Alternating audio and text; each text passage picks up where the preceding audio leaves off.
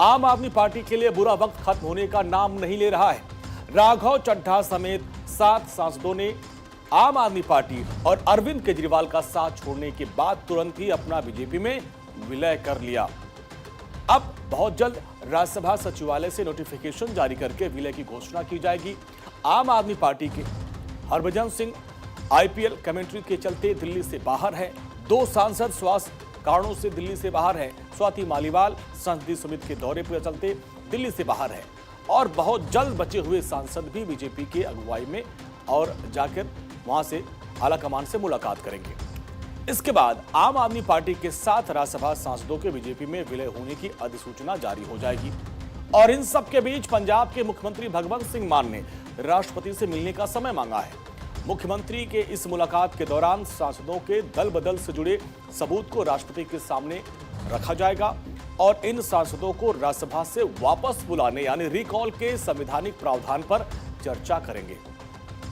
अब आधिकारिक सूत्रों की माने तो मुख्यमंत्री कार्यालय यानी सीएमओ की तरफ से राष्ट्रपति से मुख्यमंत्री और उनके साथ पार्टी के विधायकों के एक डेलीगेशन के लिए समय मांगा गया है कि वो मुलाकात करें। तर्क यह है कि चूंकि राज्यसभा सांसद प्रदेश के विधायकों द्वारा चुने जाते हैं, इसलिए इनके दल बदल पर विधायकों का भी पक्ष सुना जाना चाहिए। बीजेपी में शामिल होने वाले 7 सांसदों में से 6 पंजाब से आते हैं।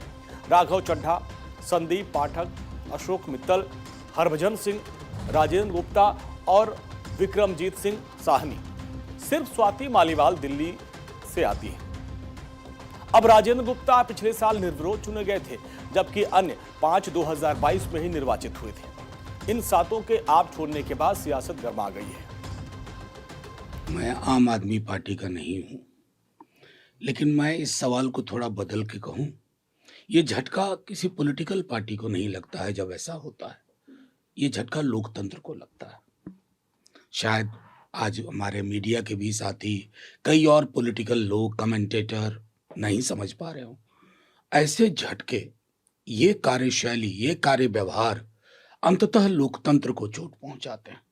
क्या हम चाइना के मॉडल पे अपनी पूरी जो हमारा डेमोक्रेसी का मॉडल है उस पे ले जा रहे हैं? 1 नेशन 1 इलेक्शन सुन रहे थे।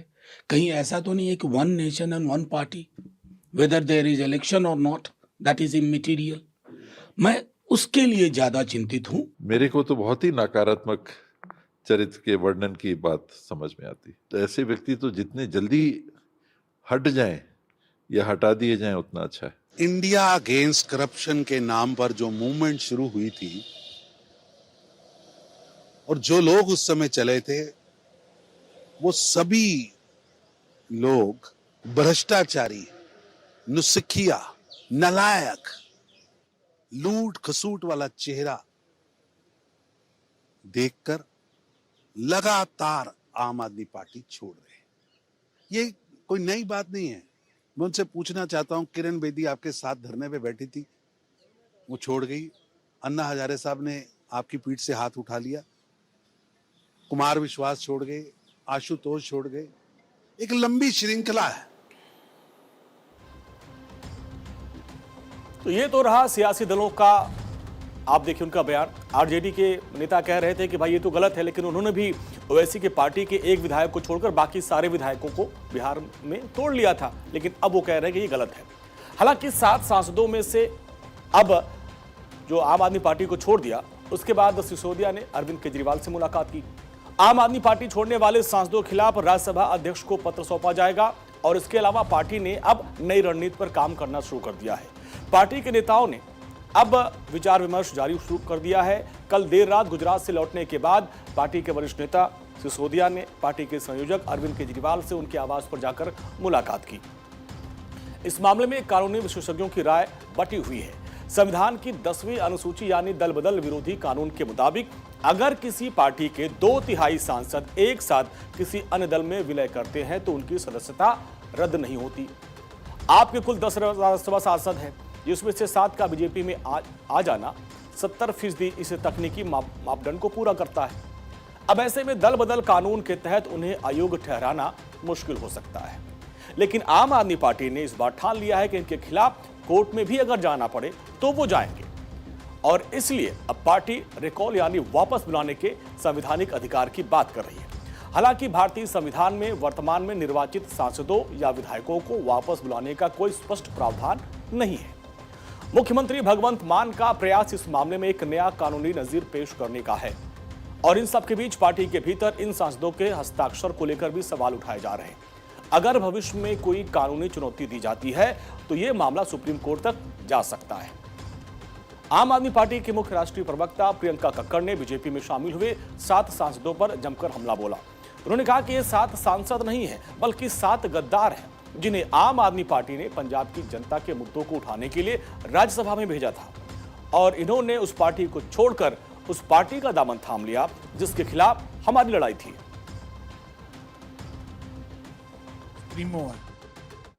उनकी लीडरशिप पे बहुत बड़ा प्रश्न खड़ा हुआ है। पार्टी वो किस प्रकार से चलाते हैं, उनकी कार्यपद्धति क्या है, ये सवालों के घेरे में है।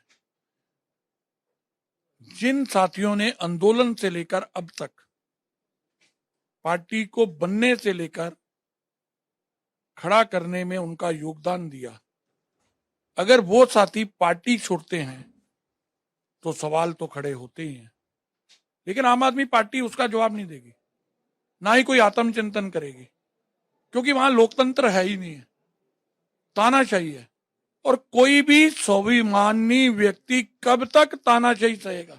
हाँ ना, हजारे जी जानते हैं कि अरविंद केजरीवाल जी ने उनके साथ क्या किया, फिर भी एक सिद्धांत को लेकर वो कह रहे हैं। बहुत अच्छी बात है कि ये हम ऐसे पुराने अखबारों के जैसे तोल के एकजुट में कहीं जाना, स्वार्थ के लिए अपना उन सोच के, इसके वजह से देश भर में राजनीति को लोग इज्जत नहीं करते हैं। हमें इज्जत नहीं मिलती है, हम बिकाऊ में दिखते हैं। बहुत अफसोस की बात है। देखिए, राघव चड्ढा जी के ऊपर भी डीजेबी में एक इरेगुलरिटीज का केस चल रहा था, everyone is aware about it. Swati Maliwal ji के ऊपर भी चल रहा था, वो आज सुबह मैंने सुना डिनाई कर रही है, कोई केस ही नहीं था। इट्स ओपन पब्लिक नॉलेज, कोई भी देख सकता है। अशोक मित्तल जी के ऊपर भी हम सब ने देखा कि ऐसे 2 दिन पहले ही ईडी की रेड हुई थी और किस दबाव में उनको लाया गया। तो ये बीजेपी की पुरानी मोडस ऑपरेंडी है, उनका ईडी सीबीआई का दुरुपयोग करना। अगर ठीक जगह पर ईडी सीबीआई का यूज किया होता तो शायद करप्शन कम हुआ होता, पर वो बढ़ गया है।